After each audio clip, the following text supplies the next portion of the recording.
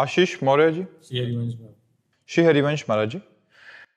महाराज जी, ना खान पान ते भावे है, ना कोमल वसन सुहावे है, सब विषय लगे ते खारा है, हरि आशिक का मग न्यारा है। महाराज जी, साधक की ऐसी स्थिति कैसे और कब और किसी से प्यार किया है? सच्चा सच्चा प्यार किए होते तो प्रश्न ही ना आता। उसके देखे बिना चैन नहीं पड़ता, उसकी बात सुने बिना चैन नहीं पड़ता। वही गली अच्छी लगती जिसमें हमारा प्यारा होता है।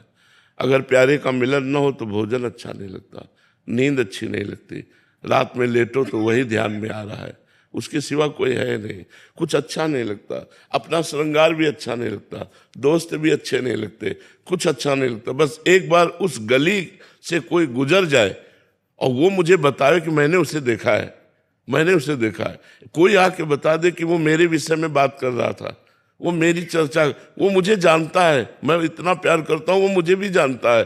बस उसकी बात, उसकी चितवन, उसकी मुस्कान, उसी का देखना, उसी का सुनना, उसी का बोलना, तब खान पान नहीं भावे है, नहीं कोमल वसन सुहावे है, सब विषय लगे ते खारा है। आशिक शब्द का प्रयोग किया गया है।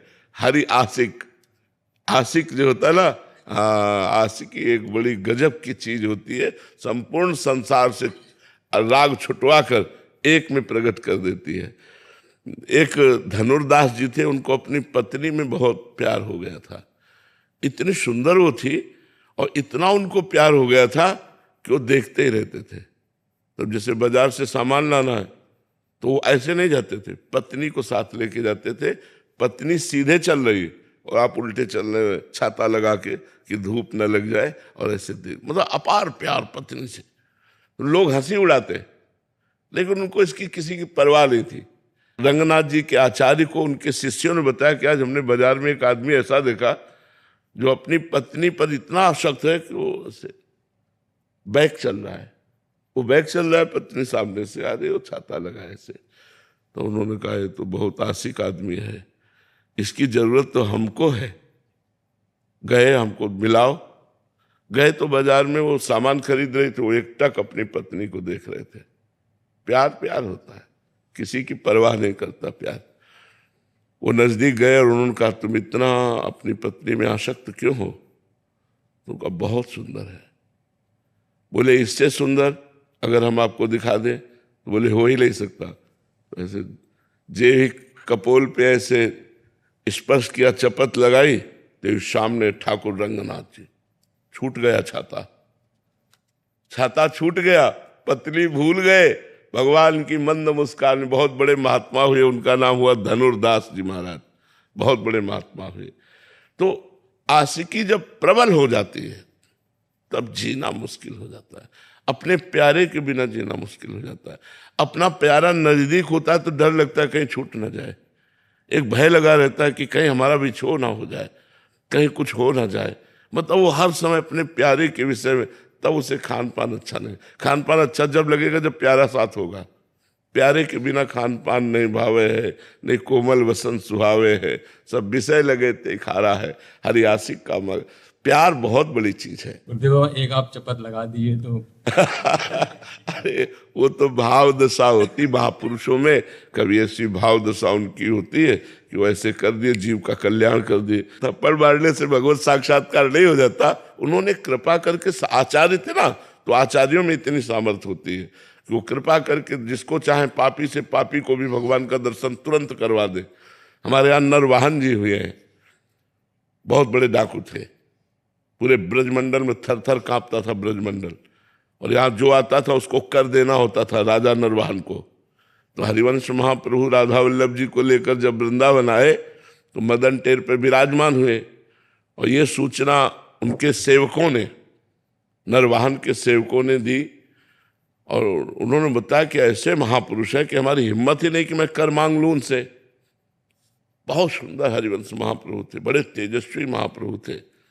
सेवक जी ने वर्णन किया है, अतुलित रस बरसत सदा सुख निधान बनवास, अद्भुत महिमा महि प्रगट सुंदरता की रास, सुंदरता की रास कनक दुति देह रिज रुचि, बारिज बदन प्रसन्न हास मधुरंग सुचि, शुभ्रु सुष्टु ललाट पट सुंदर कर्णम, नयन कृपा अवलोक प्रणत जन आरति हरणम। इतना सुंदर स्वरूप और करुणा करके देख ले तो जीव निहाल हो जाए। तो बोले हमारी हिम्मत ही नहीं पड़ी कि हम कर मांगे। तो नरवाहन जी ने कहा कि मैं जाता हूं, देखता हूं। तो वो मतलब महाप्रभु के प्रति चले तो हृदय में एक अलौकिक आनंद। तो उनकी हिम्मत नहीं पड़ी कि वो सामने जाए। झरोखे से देखा कि महाप्रभु राधा वल्लभ जी का श्रृंगार कर रहे।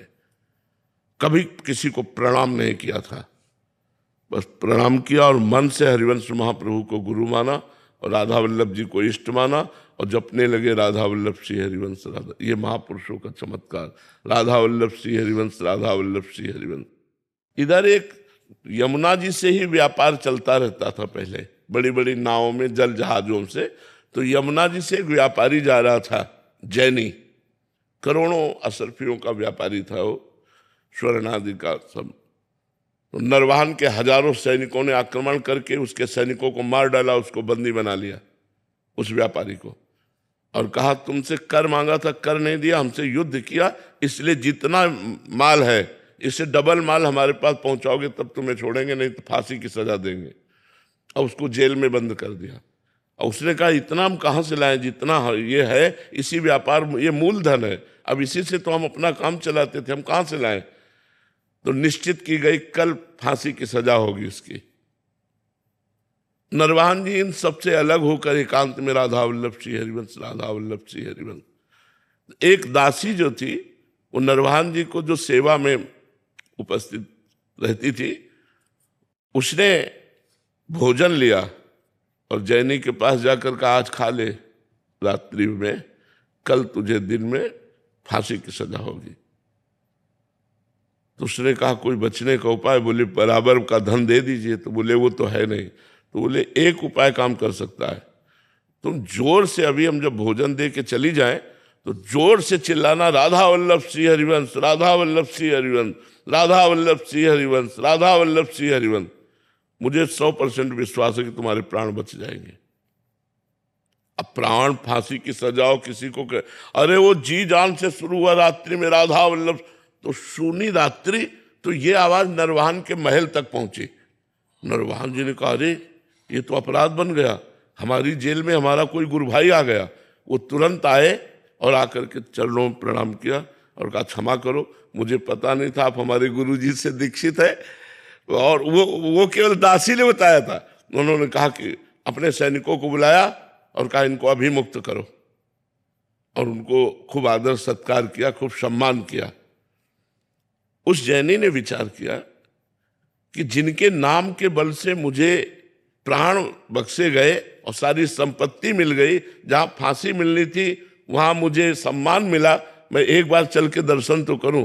तो लोगों से पूछा कि राधा वल्लभ श्री हरिवंश के, तो बताया राधा वल्लभ इष्ट श्री हरिवंश आचार्य मदन टेर में विराजमान। वो जाके चरणों में गिरा, सारी संपत्ति समर्पित की। महाप्रभु ने कहा संपत्ति हमें नहीं चाहिए, तुम कैसे शरण में आए। तो उसने पूरी घटना बताई। तब महाप्रभु ने नरवाहन को बुलाया कि राधा वल्लभ श्री हरिवंश नाम में इतनी श्रद्धा और इतनी प्रीति। तो फिर महाप्रभु ने 2 पद चतुरासी जी के नरवाहन को दिए, मंजुल कल कुंज देश राधा हरि विशदेश।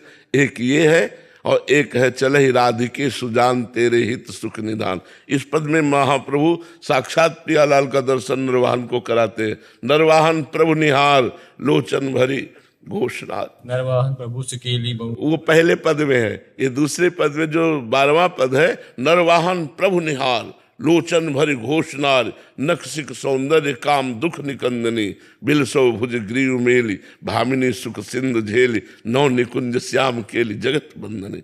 महाप्रभु ने आचार्य है, वो आचार्य कृपा करे तो घोर पापी को भी साक्षात प्रियालाल का दर्शन करा दे। ये आचार्य की महिमा होती है।